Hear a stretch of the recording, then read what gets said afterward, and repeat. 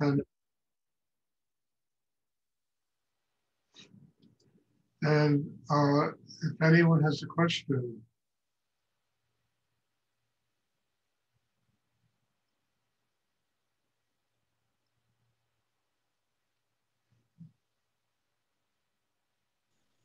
Hi, Stuart. It's Paula. So in your book, Leah, which I'm still absorbing all of it, you didn't judge Leah's mother. And I experienced myself judge her when I read certain things. And I observed that in myself.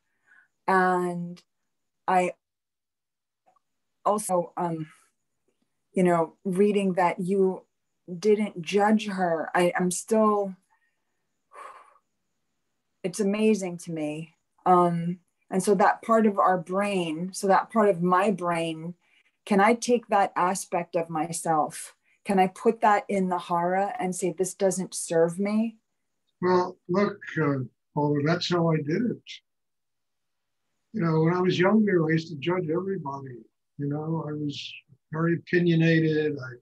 What was good, what was beautiful, and as I got older, I began to realize it's just a bunch of nonsense. It's my ego, and it just puts me up against everybody else. It's much better if I learn from people, even if I don't like what they're teaching me. And then I put that whole thing in the Hara, and it just transformed me. It enabled me to pretty well not spend my time judging other people, accepting people for who they are, what they have to teach me, what I need to learn from a situation. And it's, I think, a much better way to live. You don't waste a lot of energy being right. I mean, Rudy always used to say, the most dangerous thing is being right. He would much rather be wrong. He used to say this all the time, that he would much rather be wrong. At least I can learn something. Teach me how to make up the difference. What can I learn? And I think it's a very important way to approach the world. It certainly saved me a lot of energy, a lot of anger, a lot of discontent. It certainly now enabled me to let life be, that I didn't know better than what life was teaching me. So all of these things are part of the growth process. And it's part of learning how to just literally transform your world, to change life so that you function on a very different level. And it's all based upon being able to bring judgment and all that stuff into the third chakra and learning how to transform it into chi, into the power that allows you to truly be educated by other people, educated by life. I mean, it took me a long time to learn how to do this. I mean, I was very opinionated when I was young. And I really got tired of being opinionated because it just took me nowhere. It just took me nowhere. It didn't allow me to communicate with other people. It didn't allow me to learn anything from other people. I knew better. It's very dangerous. I mean, one of the big problems in our world today is that everybody knows better. And as how many thousands of times I've said it, there's 7 billion people alive and they all see a different reality. And everybody's trying to fit everybody else into their reality and nobody fits. So you have conflict, you have righteousness, you have opinion, arguing, fighting, war. Nobody fits. And the only answer is that instead of trying to fit everyone into our little cubicle, listen to them, learn from them, let them be, let them teach you something.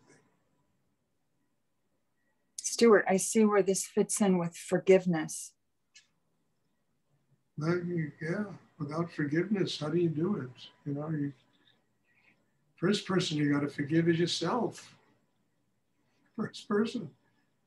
for being righteous and knowing better than everybody else and creating a lot of tension because of that. Then you forgive other people. And that allows the world to move on. That allows everything to go to a different level and move on.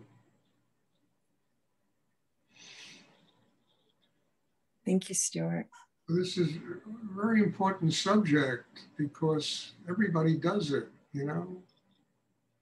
I mean, when I was younger, I used to study acting, and the most critical people I ever hung out with were actors. they just absolutely would never leave each other alone. They were always judging each other. Oh, man, I couldn't believe it. It was pretty tough for me to take, to hang out with those people.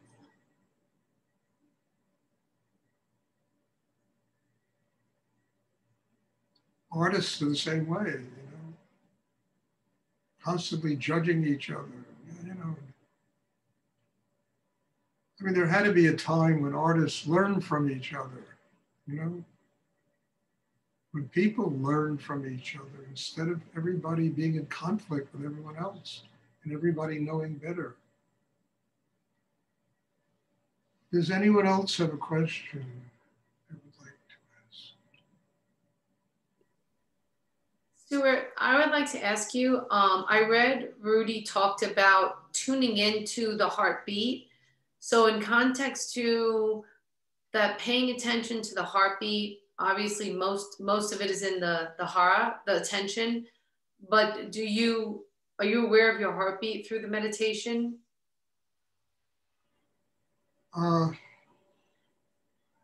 No, I wouldn't say that I am, but I'm very aware of my heart really being open and being grateful and being, you know, receptive to all of you and to life and to what I'm doing here. And I think that maybe is being conscious of your heartbeat. I don't know. I mean, the rhythm of the heart is the rhythm of life. And if your heart is open, understand you really are embracing life, embracing people, honoring people, respecting even the, you know, the crazy ones that live in this world and all the stuff they do. What are they teaching us? They're teaching us how not to live. And that's important. And you can't do that if your heart is closed. And I know throughout the meditation, my heart is just, you know, overflowing with gratitude. Grateful that every one of you is sitting here and being a part of this. Grateful that I can be here doing this. You know? I mean, as I said, as you get older, you got to get younger. Otherwise, how do you do all this stuff? You know. But I have so much gratitude that I can be sitting here and connecting with people literally all over the world. You know, and allowing that gratitude to flow over into the meditation class and nurture everyone who's sitting here. I think to me, that's an amazing way to live and to do. But it takes time. You have to have patience. I'm not saying this to make people feel insecure, you know. I'm saying this so that you understand the amount of time it takes. You know, once again, for the billionth time, Rudy said it, you know, it takes 9 months to have a baby. It takes 1 second to die. And we're all here giving birth to ourselves. That's what we're doing. And you got to have patience because, you know, this child that's in all our womb, you know, it needs to grow up and it needs to mature and it needs to flourish. And then it needs to be given birth to.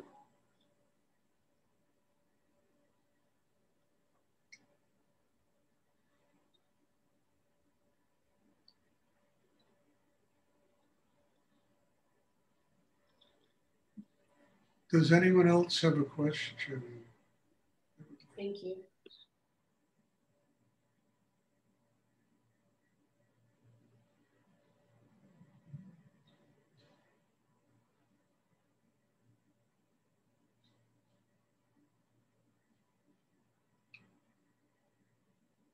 Okay.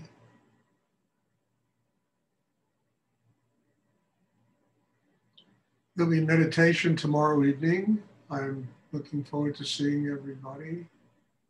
God bless you all. And once again, in all humility, I am just very grateful. It's just, you know, it's like my cup floweth over with gratitude, you know, that I can be here. I can sit here with all of you, share my life, my teachings with all of you, that you're all receptive to this. That in itself is a miracle, that people can be sitting here being receptive to learning how to grow and develop a spiritual life. So bless you all and thank you. And I'm looking forward to class tomorrow night, and have a wonderful evening. Thank you, Stuart. Thank you, Good night. Stuart. Good night. Blessings. Blessings.